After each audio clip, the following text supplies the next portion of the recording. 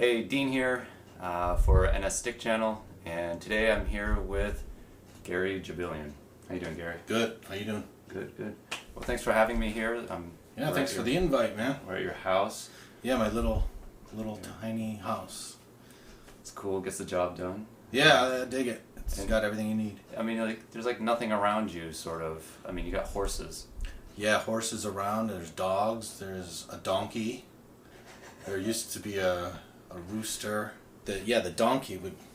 That 5:30 in the morning it would start. Like, yeah. Yeah. And it was hungry, man. So that happened for a while, and it hasn't acted up. It hasn't spoken up, and it's getting used to the neighbors. yeah, it's. I knew exactly what time it was when every Are you a morning 5:30. person?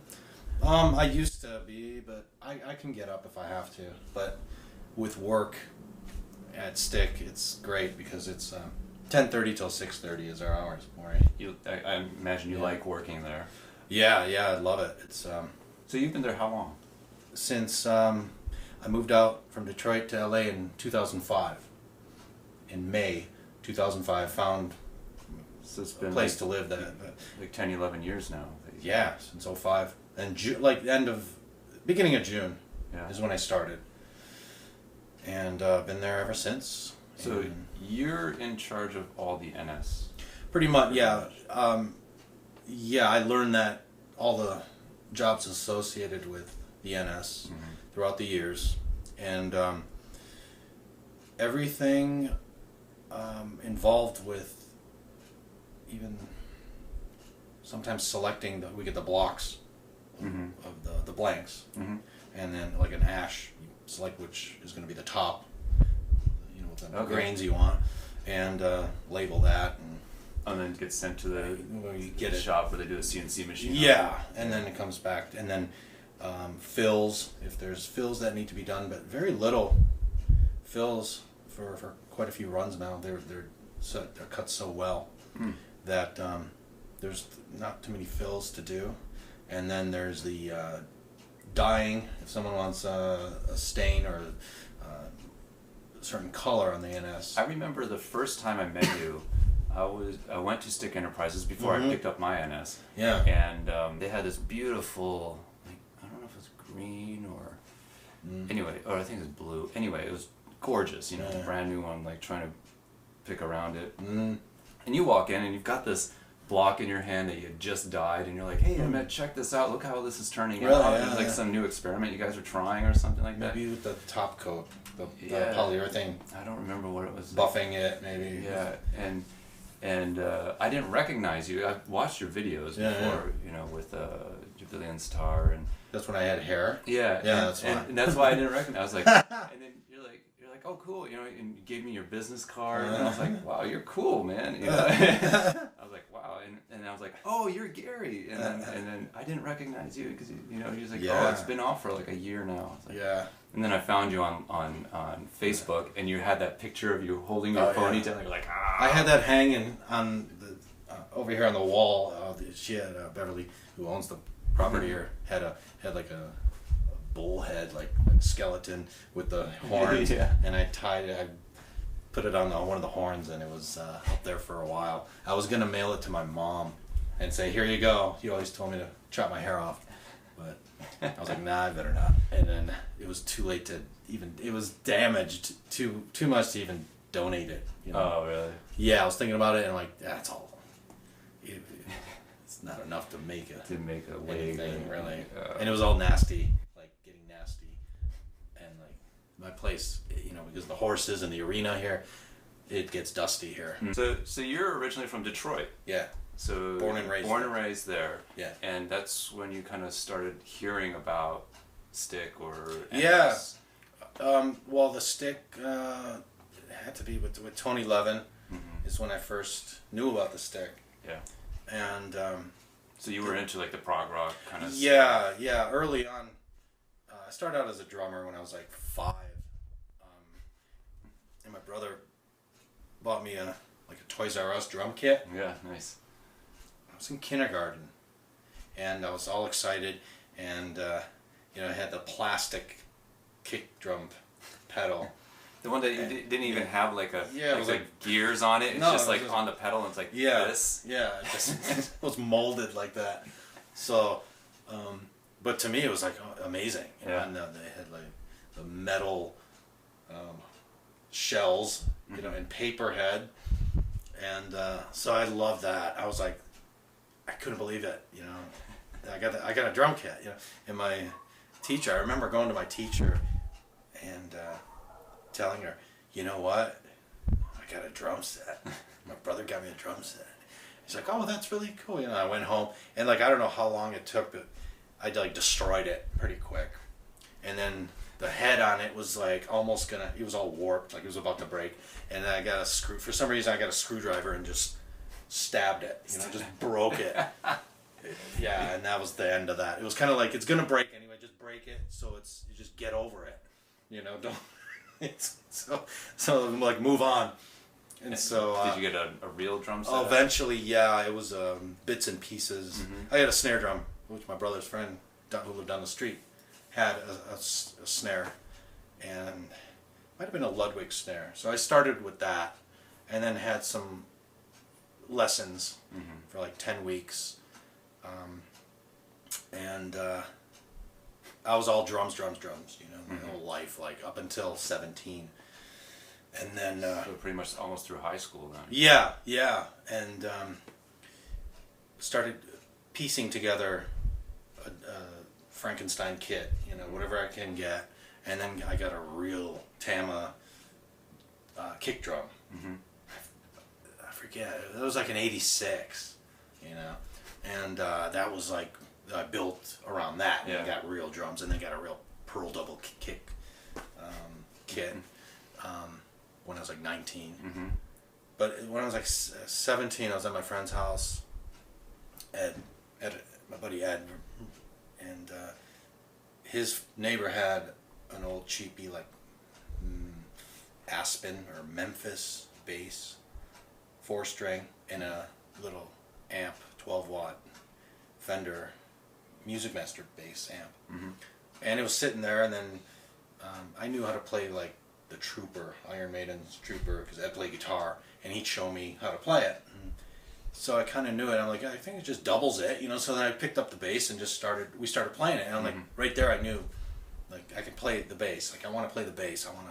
I could do this, you know. Like, so then that was all the start of playing bass, and it got to the point where I kind of got better quicker at bass than I ever did with drums. Oh, okay, yeah. And back then it was,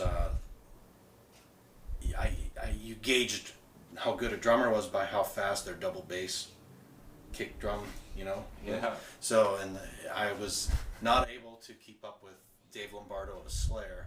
So that, I was like, that's it. I give up. I could do slow, like the other drummers would think playing slow kick was hard, but I could do that pretty steady, but doing the fast, it didn't matter. The slow, the faster the better, you know.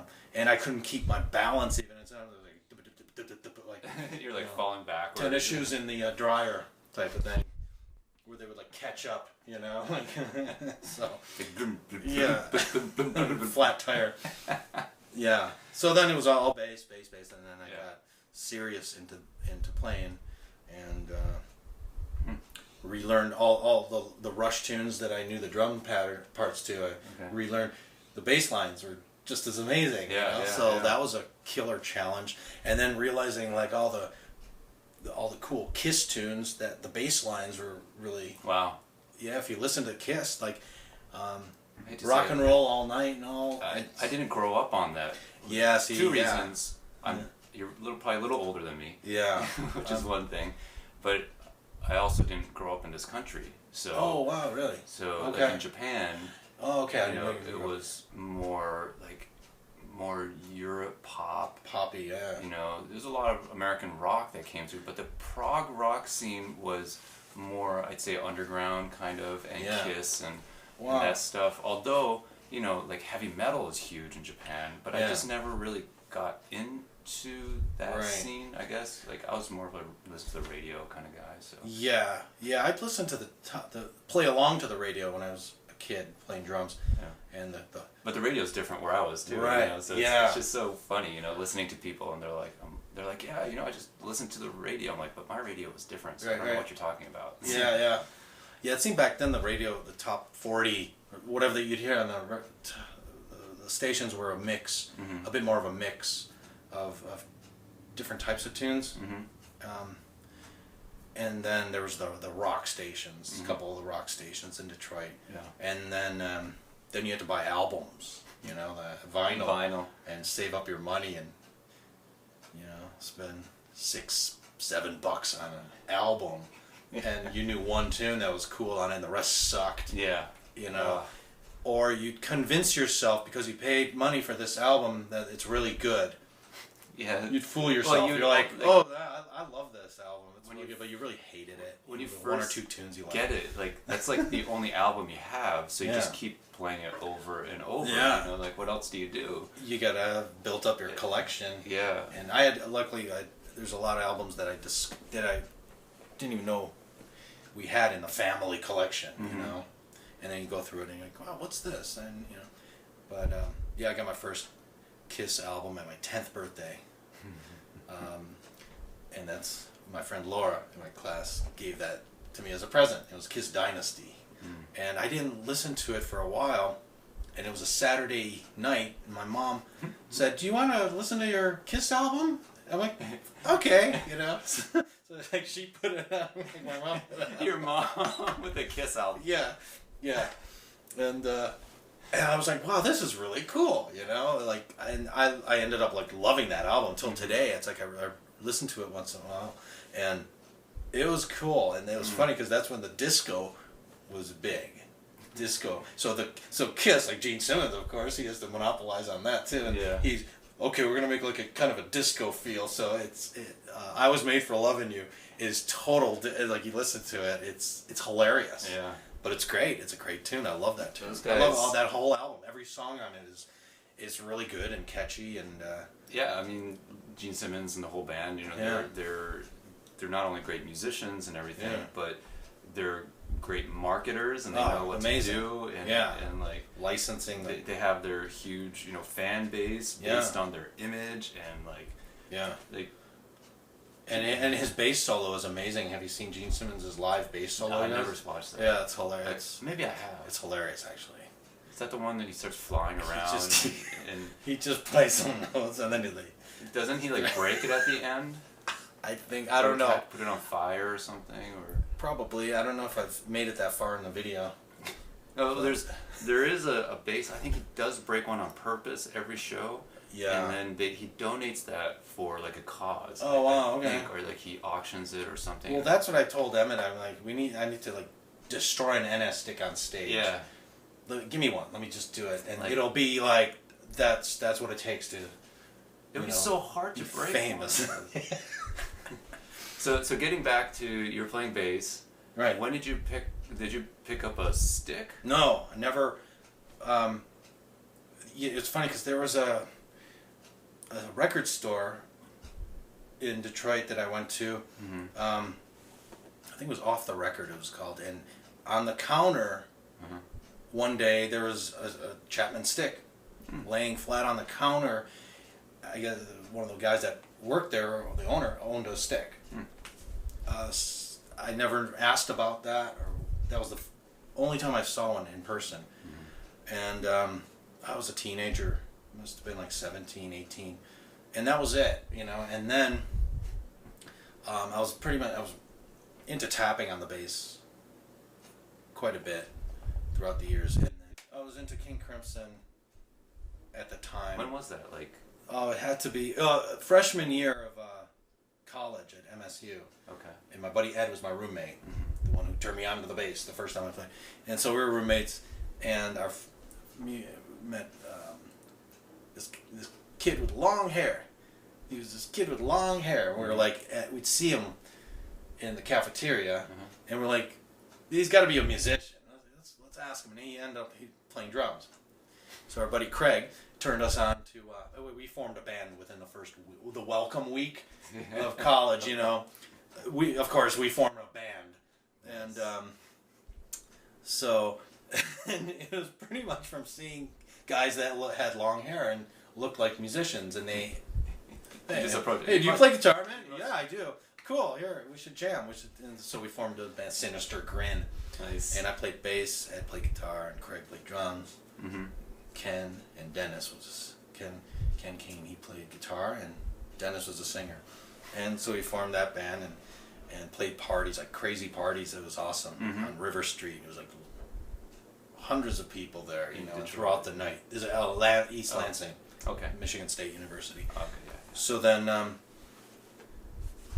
So then Craig turned us on to a lot of the fusion stuff, where Ed and I were into Rush and Slayer and Testament and Anthrax.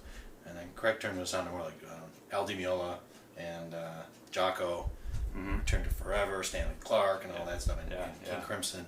So then after that, I got into checking out other fusion bands. Mm-hmm. So that's where the album, the Discipline album, just was my favorite. So unique and distinct and weird. And Tony Lem playing the stick, it's like, wow, that's cool, man. And and tapping on the bass, I was like, one day I'd like to check that out. And then another band I had after that, Present Absence, which is a real technical thrash band we had. Wow. And the drummer in that band turned me on to Gordian Knot, because we were big Cynic fans too. Okay. And Sean Malone and played stick on the Focus album on one tune, and I think Textures. Again, a lot of this is like, I don't know. Oh, okay. Yeah, no, Sean Malone's amazing. He's an amazing bass player, fretted, fretless, and stick. And so he's like, this is Sean Malone's project, and it has Sean Reiner, the drummer of Cynic, as well. Okay. And I'm gonna have to check that out. Yeah, it's sick. Gordian Knot, and I listened to that for every day for like 2 or 3 years, and I was like determined, like I gotta get a stick. I really want to get a stick, and then we got a computer in 2000.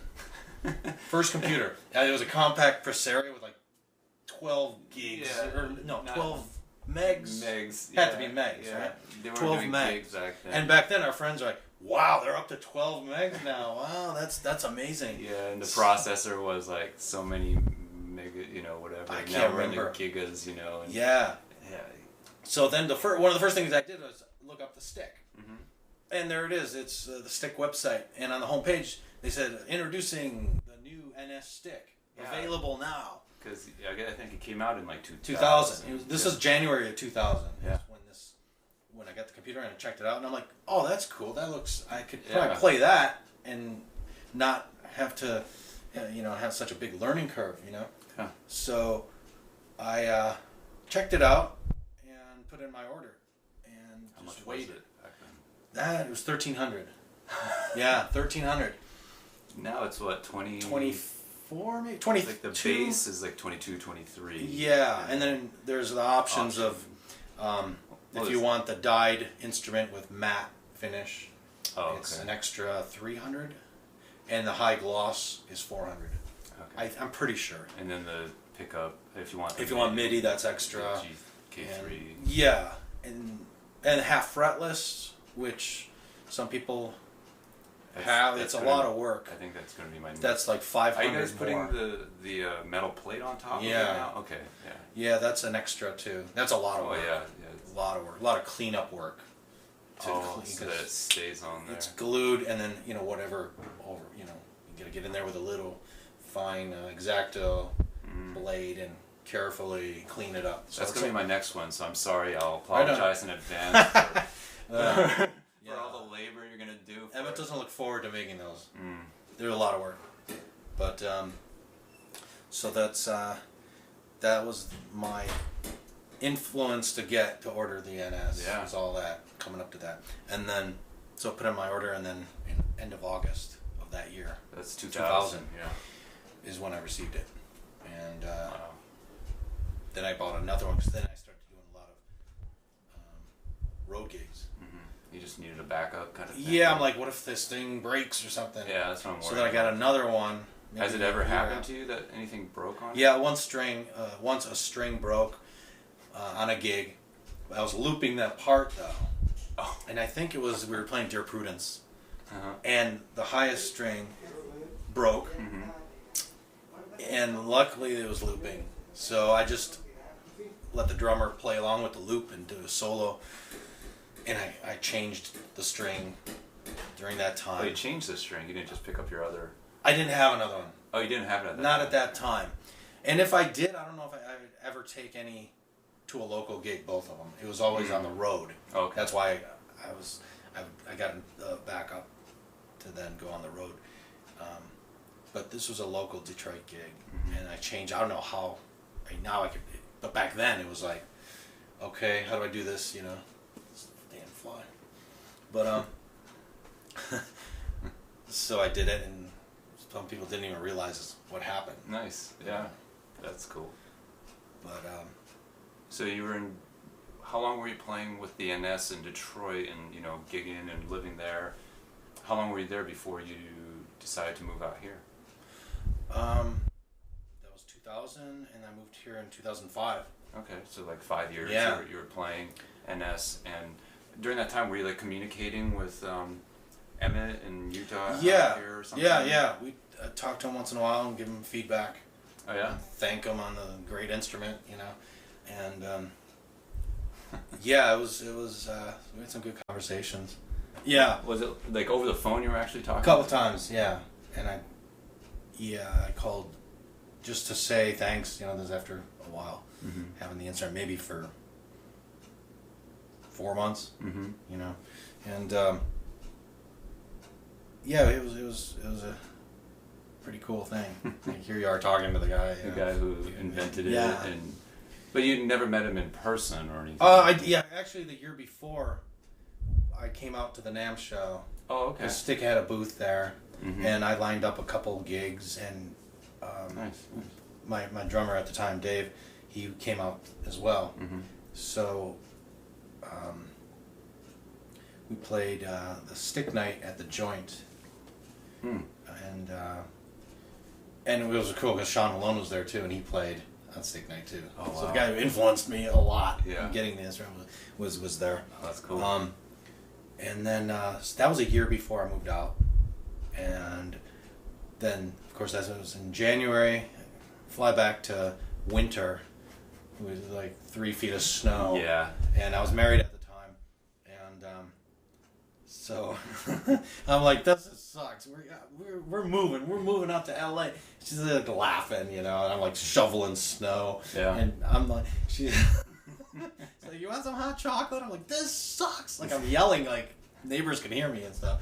I'm like, this sucks. This is the last winter I'm gonna be here, And she's cracking up, like I'm like, and then we ended up getting a divorce. Yeah. We had no kids. We had the mutual decision. Like, my music was taken off, and it was just time. Yeah. So we. Now you had a business back then too, right? Pressure washing. Pressure business. washing. Yeah. Business. Gary's Power Washing. One call cleans it all. Yeah, I had T-shirts and everything. But that was like 10 years of doing that. Yeah.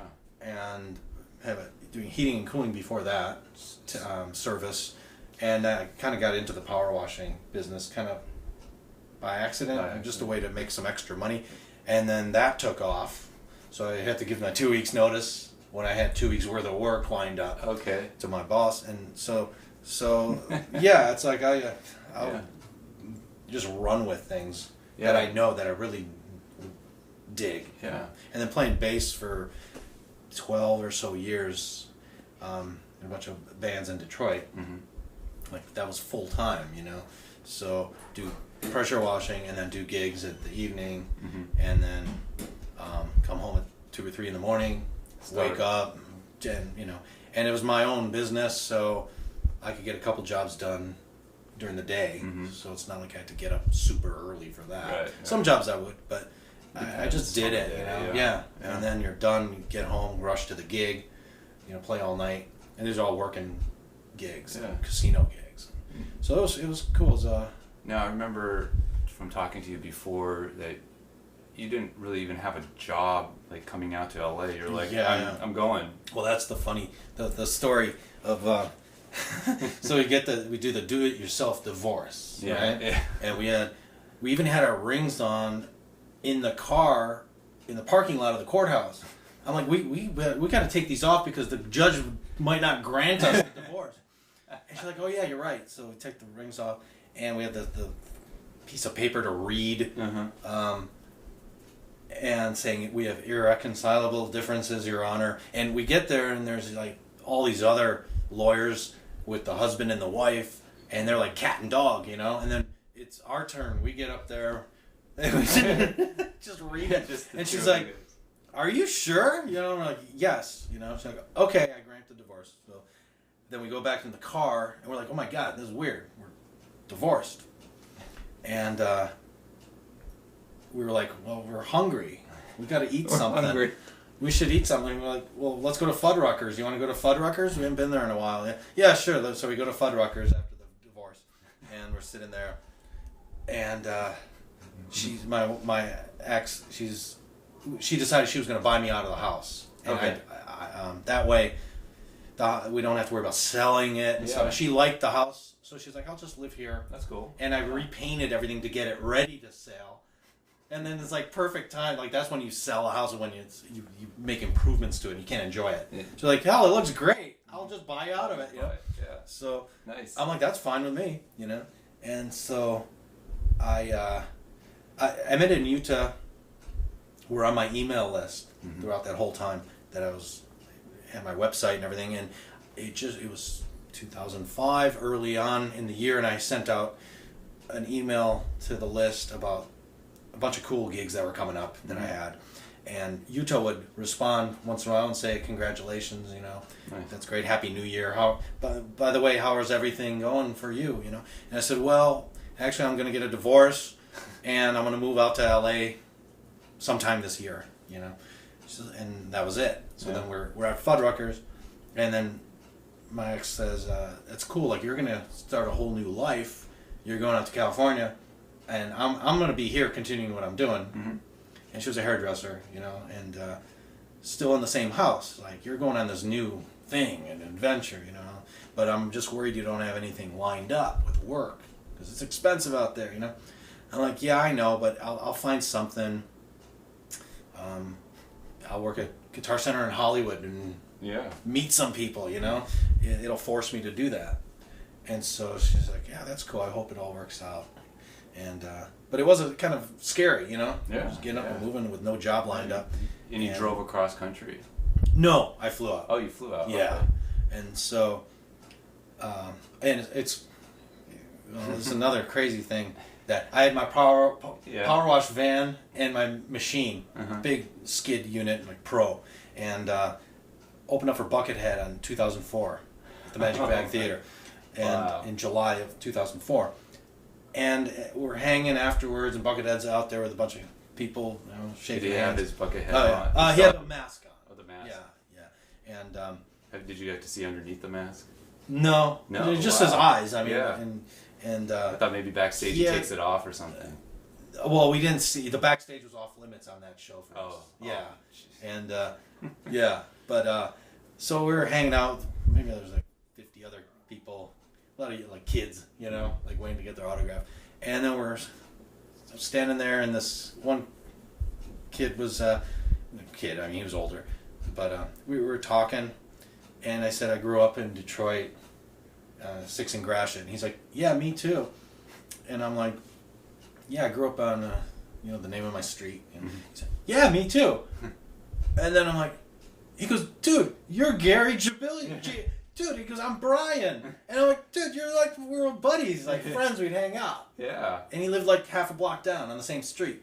And we were like, oh my God, this is crazy. And another time, years before that, I was at an ice skating rink, you know, open skating, by my old house, and he was skating too. Like he saw me on the other side of the glass. He's like, "Dude, Gary," you know. So we ran into each other that one time before, and then at the Buckethead show, you know.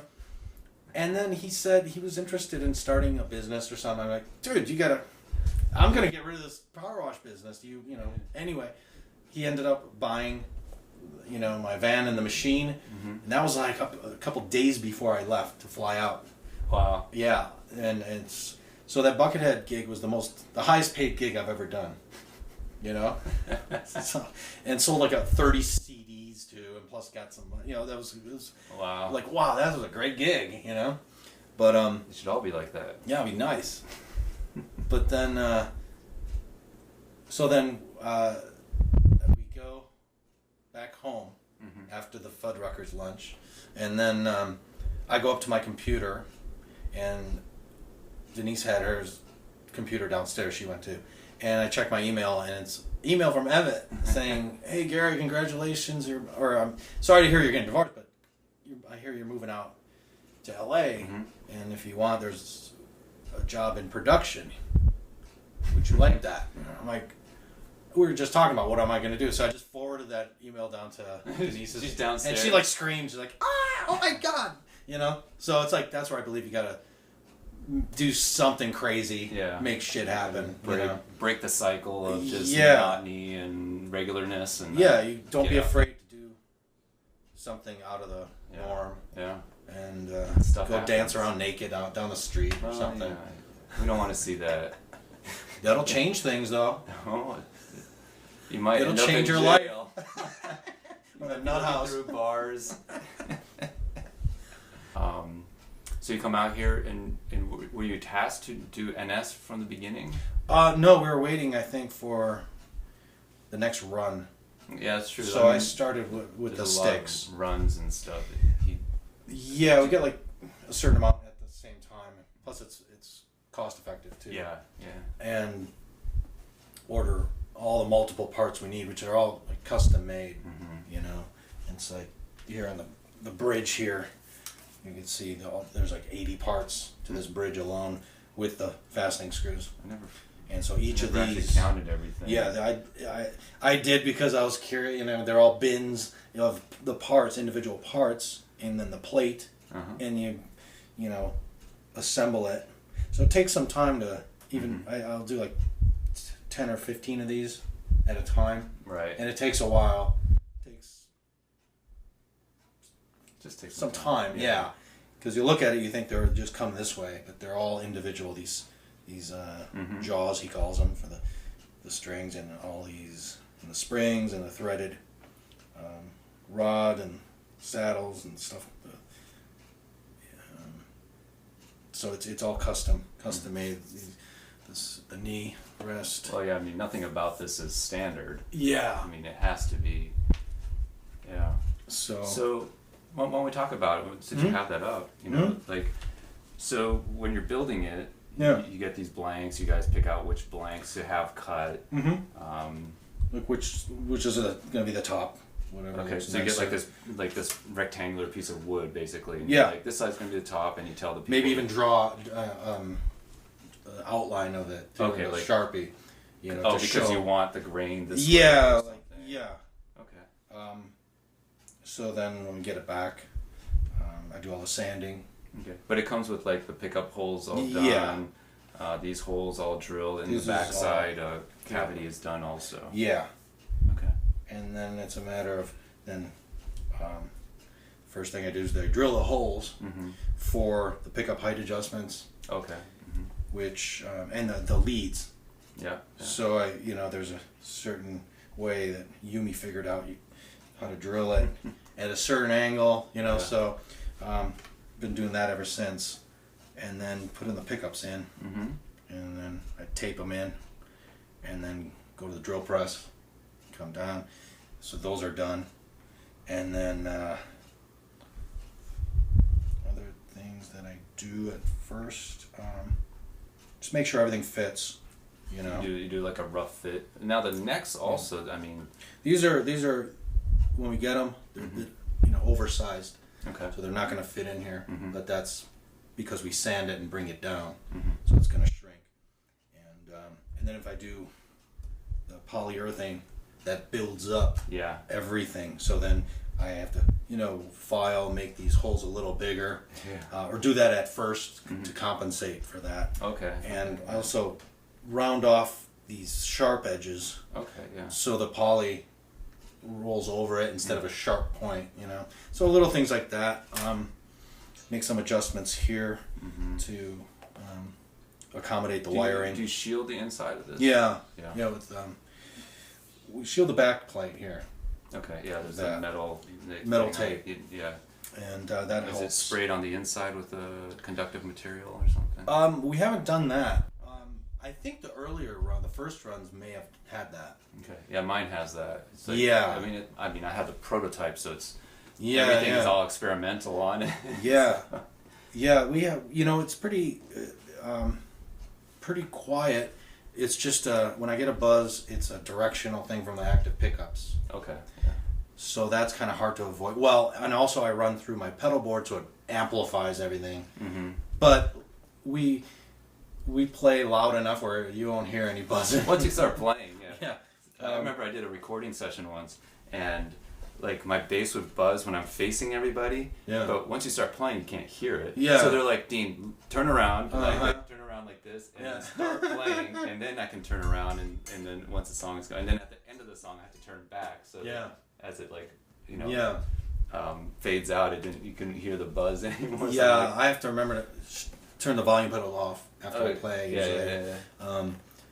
So that's okay.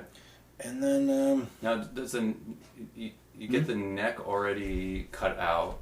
Mm-hmm. You get the blanks and you send it out. I'm guessing, and and then we get a machine cut, and they're all very consistent. And do you put the frets? Fill if there's any fills for the neck. Okay. And strengthen the neck with if there's any with epoxy or with crazy glue. Okay. And then sand it up to 320, and then first put the inlays in. These side dots put in, and so I do all that. Glue the frets in each. Okay. Yeah. That's all by hand. Mark the positioning for the damper. Oh, okay. And then drill that. The nut. Put the nut on, and then I nail these pins in. That's all by hand. And then the positioning of then once you get that ready to go, put it in the body, clamp it in, and then position the bridge. So there's, bridge can go up and down. Okay. So I put that in, and with a straight edge, you figure where these strings are going to lie. Right. And kind of bump it up a little bit here, because most of the time no one's going to play up here anyway. If you do, you pull down. Pull down more than here. You pull up usually. So do that. Mark the holes. Drill the holes. Recheck. Recheck. Keep checking. Yeah. Yeah. They're pretty much to the point where I know where they're going to be and where everything's going to sit. Yeah. Because they've been improved so much that we're pretty confident with the cutting process. So now, and then after you get everything, you got to set it up, right? Yeah. So then the electronics all go in. Okay. Yeah. I do pre-wiring the electronics first with the pots and everything, and then I put them in and tighten everything down and check it, make sure everything works, and then set it up before I give it to Emmett. So Emmett actually does the final. He did well. Then he gets once the neck's ready, he'll do the filing of the neck. Okay.